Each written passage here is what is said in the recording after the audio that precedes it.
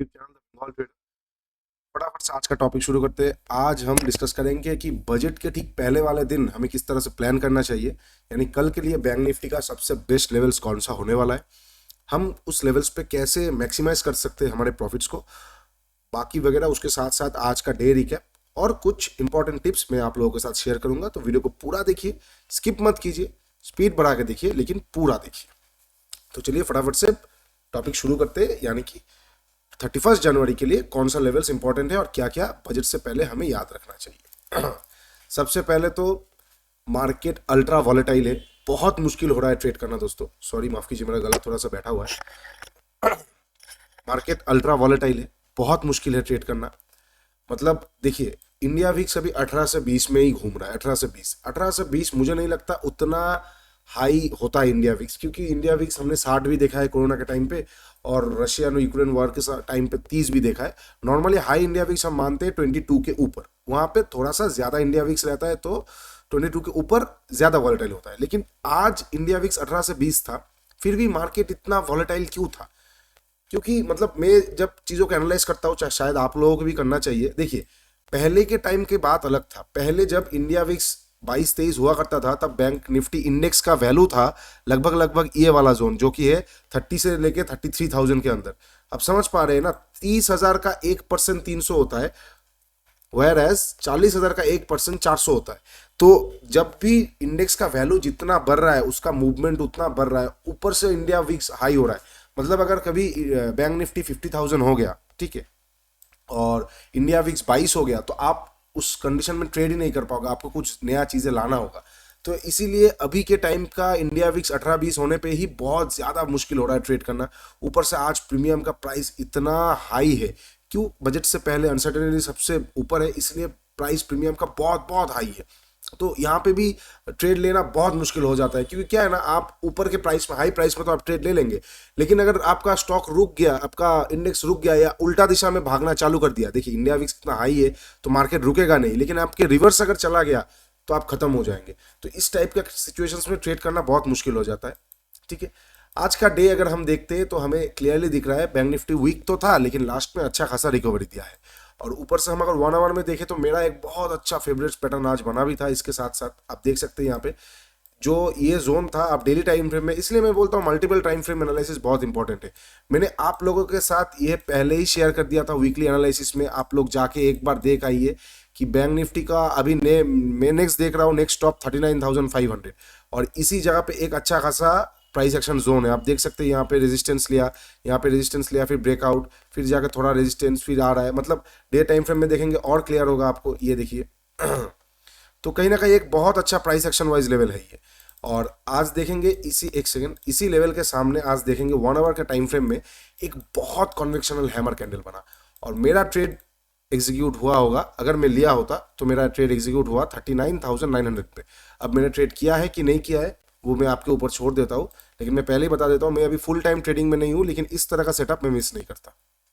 Anyway, 39,900 के ऊपर by call बनता है और बहुत अच्छा रैली मिलता है। लेकिन यहाँ पे दिक्कत क्या है पता है आपको? आप देखिए एसएल कितना बड़ा हो रहा है आपका, इतना वॉलेटाइल मार्केट पे आपका एसएल लगभग लगभग 450 पॉइंट, विच इज बहुत बहुत ज्यादा होता है। तो इसीलिए इस टाइप का मार्केट अगर आप इग्नोर भी कर देंगे तो आपके लिए कोई दिक्कत नहीं होगा, क्योंकि बेटर डेज आर कमिंग, बोलते हैं ना, अच्छे दिन आने वाले। तो अच्छा मार्केट फिर से आ जाएगा, इंडिया विक्स कूल ऑफ होगा, 14-15 का लेवल पे आएगा, अच्छा डायरेक्शनल मूव मिल जाएगा, कोई दिक्कत नहीं है। तो अगर कुछ समझ नहीं आ रहा है तो इग्नोर कीजिए। हाँ, अगर आपका पैटर्न पे आपको भरोसा हो रहा है, आपके स्ट्रेटजी पे आपको विश्वास है, तो ही आप ट्रेड लीजिए। मतलब ऐसा मत लीजिए कि बहुत ऊपर चला गया अभी नीचे आएगा, या बहुत नीचे आ गया तो ऊपर चला जाएगा, नहीं तो आपका हाथ चल जाएगा। ठीक है, अभी देखते हैं सिंपली वे में कल की इस तरह से हम बैंक निफ्टी को ट्रेड कर सकते हैं। ओके, 15 मिनट चार्ट पे देखेंगे। बहुत सिंपल वे में मैं आप लोगों को समझाने की कोशिश कर रहा हूँ, तो ध्यान से सुनिए चीज़ों को। यहाँ पे एक बहुत शार्प ट्रेंड लाइन जा रहा है, ठीक है। इस ट्रेंड लाइन को लोग शायद नज़रअंदाज करेंगे, लेकिन मैंने ये चीज़ बहुत बार होते हुए देखा है, तो मेरे लिए ये बहुत इंपॉर्टेंट एक ट्रेंड लाइन होने वाला है, ठीक है। मान लीजिए इतना अच्छा मूव मिला है बैंक निफ्टी को, ठीक है। कितना मूव हो गया? लगभग लगभग आप कह सकते हैं नीचे से लेके ऊपर तक 1,000 पॉइंट का एक दिन में 1,000 पॉइंट का मूव, बोथ द साइड। वाह व्हाट अ डे! 1,000 पॉइंट का मूवमेंट मिल गया है। यहाँ पे एक ट्रेंड लाइन का इसके पास रेजिस्टेंस है। अगर कल बैंक निफ्टी फ्लैट ओपन होता है, ठीक है, इसको तोड़ता है, आई वोंट बाई, मैं बाइंग के साइड पे नहीं जाऊंगा क्योंकि 1000 पॉइंट आ गया ऑलरेडी, ऊपर से मार्केट का सेंटिमेंट ठीक नहीं है, तो मैं डायरेक्टली यहाँ पे बाई नहीं करूंगा। मैं किसकी चीज़ की वेट करूंगा, अगर मुझे यहाँ पे कोई शूटिंग स्टार मिलता है 15 मिनट कैंडल पे, ये ट्रेंड लाइन डायनामिक है इसलिए इसका कोई रेंज निकल के नहीं आ रहा है, आप बस अपने चार्ट पे लगा लीजिए इसको, ठीक है। तो अगर यहाँ पे शूटिंग स्टार आता है, मान लीजिए कोई शूटिंग स्टार आ गया इसी ट्रेंड लाइन के सामने पे, और उसके नीचे जैसे निकलेगा हम यहाँ पे बैंक निफ्टी को एक बार शॉर्ट कर सकते हैं, ऊपर का एसएल देंगे, टारगेट कहीं ना कहीं 1:1.5 या 2 का लेंगे, 1:2-3 का वेट मत कीजिए, उतना नहीं आएगा अभी, 1:1.5 हो तो बहुत बढ़िया है। तो अगर इसी ट्रेंड लाइन पे कोई शूटिंग स्टार आता है, उसके नीचे बैंक निफ्टी निकलता है, वी कैन शॉर्ट, ठीक है। मान लीजिए शूटिंग स्टार नहीं आके इसको तोड़ दिया, मैं बाई नहीं करूंगा, मैं वेट करूंगा। किस चीज का मैं वेट करूंगा, अगर कोई एम पैटर्न मिलता है तो मैं शॉर्ट करूंगा। मतलब मेरी बात आप समझ रहे हैं ना, ऊपर में सिर्फ शॉर्ट के बारे में मैं सोच रहा हूँ, नीचे बाई कर सकता हूँ मैं, ऊपर बाई करना रिस्की हो जाएगा अनलेस एंड अनटिल कोई प्राइस एक्शन बना दे, ठीक है। तो क्या करूंगा मैं, अगर ये ट्रेंड लाइन को ब्रेक करके ऊपर जा रहा है, जाने दीजिए, यहाँ पे एक अच्छा खासा रेजिस्टेंस भी है जो कि है लगभग आपका 41,700 के लेवल्स, यहाँ पे एक अच्छा खासा रेजिस्टेंस है। तो इस जगह पे कोई अगर एम पैटर्न मुझे मिलता है तो मैं उसके वहां पे शॉर्ट करूंगा। या मान लीजिए 41,700 तक गया ही नहीं, माफ कीजिएगा 40,700, 40,700 होगा वो, 40,700 तक वो गया ही नहीं, इस लेवल तक गया नहीं। अगर जाके कोई एम बनाता है तो बढ़िया है, और अगर जाता ही नहीं है, मान लीजिए यहीं पे घूम रहा है, घूमने दीजिए, उसके बाद अगर कोई प्राइस एक्शन या फिर मान लीजिए कोई ट्रेंड लाइन ब्रेकआउट फिर से ऊपर मिलता है तो मैं बाई के लिए सोच सकता हूँ। लेकिन बाई का बारे में थोड़ा सा ध्यान से सोचिएगा, बाई का कंडीशन क्या आएगा मैं आपको बताता हूँ। हाँ, तो फ्लैट ओपन होगा, कोई शूटिंग स्टार आएगा, मैं शूटिंग स्टार के नीचे सेल करूंगा, इस ट्रेंड लाइन के सामने कोई शूटिंग स्टार आएगा तो अगर फ्लैट ओपन होकर ऊपर जाता है, जाने दीजिए, मैं एम पैटर्न का वेट करूंगा 40,700 के आजू बाजू, वहां पे मैं सेल करना पसंद करूंगा, ठीक है। अगर मान लीजिए bank Nifty gap down open होता है तो हम बाई के लिए सोच सकते हैं। ये लेवल अब बहुत इंपॉर्टेंट होने वाला है क्योंकि 1 आवर में जो हैमर कैंडल बना है ये बहुत इंपॉर्टेंट अभी एक सपोर्ट बनने वाला है बैंक निफ्टी के लिए, ठीक है। तो ये बात याद रखिए, आने वाले टाइम में बैंक निफ्टी इसको थोड़ा सा लेटली तोड़ेगा, अगर तोड़ना है तो बाद में, उतना ईजिली नहीं तोड़ेगा, जो कि 39,500 बहुत इंपॉर्टेंट एक सपोर्ट बनने वाला है अभी, ठीक है। तो अगर कल मान लीजिए बैंक निफ्टी नीचे मिलता है, हमें गैप डाउन ओपन होता है और इसी जोन में मुझे मिलता है, तो मैं एक बार आंख बंद करके बाई करना पसंद करूंगा क्योंकि बहुत सेलिंग आया है, अभी एक रिकवरी आएगा, लेकिन कहां तक वो हमें नहीं पता, लेकिन कहां पे बाई करेंगे वो हमें पता है। अगर 39,500 के आजू बाजू आता है इस जोन के सामने, तो हम एक बार बाई करेंगे आंख बंद करके। अगर कोई डिफेंसिव प्लेयर है जो रिस्क नहीं लेना चाहते तो आप वेट कीजिए कोई हैमर कैंडल या फिर कोई डब्ल्यू का, तो आप यहाँ में बाई कर सकते हैं। लेकिन मेरा सलाह यही रहेगा, इसी जोन पे आता है तो एक बार बाई कीजिए, एसएल को इस जोन के थोड़ा सा नीचे रखिए, थोड़ा सा बड़ा होगा एसएल, कोई दिक्कत नहीं, लेकिन टारगेट भी आपका लगभग 1000 से 1200 पॉइंट का आ जाएगा, ठीक है। तो बाई कब करेंगे, अगर गैप डाउन ओपन होता है, ठीक है। मान लीजिए बहुत बहुत बड़ा गैप डाउन ओपन हो गया directly 1000 point, ignore the day, कुछ मत कीजिए। और अगर मान लीजिए गैप अप ओपन होता है तो यहाँ पे क्या होने वाला है, अगर गैप अप ओपन होगा दोस्तों याद रखिएगा कहाँ पे ओपन होता है, छोटा मोटा गैप अप ओपन होगा, मार्केट एक वॉलेटाइल मूड पे चला जाएगा। क्यों, क्योंकि गैप अप ओपन होगा, थोड़ा ऊपर जाएगा, प्रॉफिट बुकिंग आएगा, जैसे नीचे आएगा गैप फिल के यहाँ से सपोर्ट लेके ऊपर जाएगा तो वॉलेटाइल हो जाएगा। छोटा मोटा गैप अप हमें अच्छा ट्रेड नहीं करने देगा कल। इनकेस अगर बहुत बड़ा गैप अप ओपन होता है तो याद रखिए यहाँ पे गैप का, जैसे ही ये गैप का रेजिस्टेंस है और उसके साथ साथ ये जो कैंडल है ना, ये बहुत एक स्ट्रॉन्ग सेलिंग कैंडल है, यहाँ पे बहुत एक तगड़ा रेजिस्टेंस मिलेगा बैंक निफ्टी को, जो कि है 41,400 से लेके 41,500 तक, ठीक है, 500 तक। तो इनकेस बहुत बड़ा गैप अप ओपन होता है 41,400 41,500 के आजू बाजू, यहाँ पे आंख बंद करके सेल कीजिए, बैंक निफ्टी आपको नीचे आता हुआ दिखेगा, वो भी बहुत फास्ट, ठीक है। तो रेंज आशा करता हूँ आप लोगों को समझ में आ गया। फ्लैट ओपन होगा, ट्रेंड लाइन के सामने कोई शूटिंग स्टार बनाएगा, हम सेल करेंगे। फ्लैट ओपन होगा, ट्रेंड लाइन को क्रॉस करेगा, हम वेट करेंगे कोई ऊपर जाने के बाद एम पैटर्न का, जैसे एम बनाएगा हम वहां पे शॉर्ट करेंगे। थोड़ा बहुत गैप अप ओपन होगा, हम इग्नोर कर देंगे डे को, फिर वो वॉलेटाइल हो जाएगा। बहुत बड़ा गैप अप ओपन होगा तो हम एक बार सेल करेंगे, जैसे ही 41,500 के आजू बाजू में आएगा, भले ही वो 400 पे आए या 420 पे आए, जैसे इस जोन के सामने आएगा आप धीरे धीरे सेल करना चालू कर दीजिए। और अगर बहुत बड़ा गैप डाउन ओपन हो गया तो आप एक बार आंख बंद करके बाई कर सकते हैं इसी सपोर्ट जोन के सामने। अगर छोटा मोटा गैप डाउन ओपन होगा, same to same market volatile हो जाएगा, थोड़ा बहुत प्रॉफिट बुकिंग आएगा, फिर नीचे सेल आएगा, तो एक वॉलेटिलिटी आ जाएगा मार्केट में। तो आशा करता हूँ बैंक निफ्टी का लेवल अच्छा लगा होगा। अभी मैं आप लोगों को बजट के लिए कुछ स्पेशल टिप्स बता देता हूँ। देखिए बजट क्या होता है आपको पता है, मैंने एक यूट्यूब पे रील भी छोड़ा है और इंस्टाग्राम पे भी छोड़ा है, शेयर किया है आप लोगों के साथ कि बजट के लिए हम कल किस तरह से एक प्लान कर सकते हैं। देखिए सिंपल सा प्लान होगा, ध्यान से सुनिएगा।